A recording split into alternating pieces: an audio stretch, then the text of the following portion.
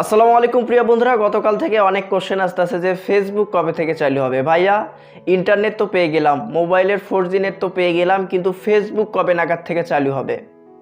তো এই কোশ্চেনটা অনেক আসতেছে। যারা কোশ্চেন করতেছেন শুধু আপনাদেরই কোশ্চেন নয়, এটা এখন বর্তমানে পুরো বাংলাদেশের মানুষের কোশ্চেন যে ফেসবুক টিকটক কবে থেকে চালু হবে। কারণ বর্তমানে যারা কন্টেন্ট ক্রিয়েটর আছে, যারা ফেসবুকে বিজনেস করে, তাদের অবস্থা করুন। তারা একদম মাথায় হাত দিয়েছে।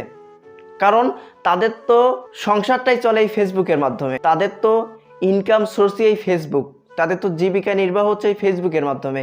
সেই ফেসবুকটাই বন্ধ, তাহলে তারা তো মাথায় হাত দিবে।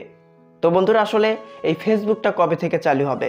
প্রতিমন্ত্রী জুনায়েদ আহমেদ পলক স্যারকে যখন কোশ্চেন করা হয় যে বাংলাদেশে ফেসবুক টিকটক কবে থেকে চালু হবে, তখন তিনি যে কথা বলেছেন আসলে আপনাদের সকলের ভয়ই লাগতে পারে, একটু আপনাদের কলিজা কেঁপেই উঠতে পারে। কারণ তিনি বলেছেন এটা শুধু ফেসবুক এবং টিকটকই ভালো বলতে পারবে, কারণ তাদেরকে চিঠি দেওয়া হয়েছে।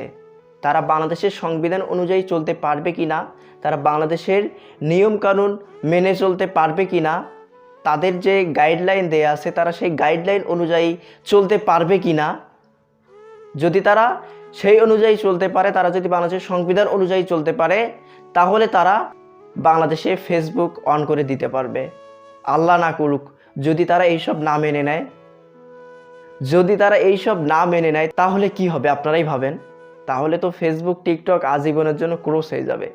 কিন্তু আপনারা ভয় পাবেন না, কারণ বাংলাদেশে এত পরিমাণ ফেসবুক ইউজার, ফেসবুক কোম্পানি কখনোই চাবে না এতগুলো ইউজার তাদের হাতছাড়া হয়ে যাক।